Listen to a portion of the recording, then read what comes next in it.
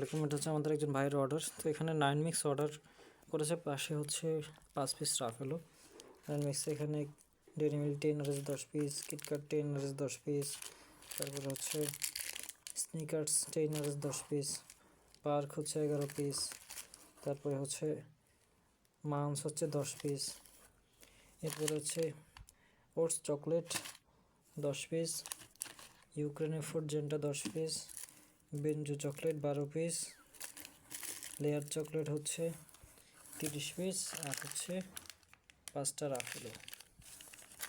তো আপনারা যারা এরকম অর্ডার করতে যাচ্ছেন অর্ডার করতে পারেন www.giftdaily.shop। তো 9 মিক্স সাধারণত ছোটো বক্সে দেওয়া হয়, ছোটো বক্সে দিলে এটা সুরক্ষিতভাবে যায়, বড় বক্সে দেওয়া হয় না। যেহেতু ভাইয়ের এখানে 5 পিস রাফেলো আছে, তো সেই জন্য এখানে বড় বক্সে দেওয়া হয়েছে। দেখা যায় আমরা আগে যখন 9 মিক্স বড় বক্সে দিতাম তখন পার্সেল ড্যামেজ হওয়ার সম্ভাবনা থাকতো, কারণ বক্সের মধ্যে কিছু জায়গা খালি থাকে। আর ছোটো বক্সে দিলে হয় কি পুরো জায়গাটা ভরা থাকে। আমাদের এই বক্স যেটা দিয়ে আমরা, এটা কিন্তু খুবই হার্ড, একটা বক্স প্রায় 50 টাকার মতো করে পড়ে এই এক একটা বক্স।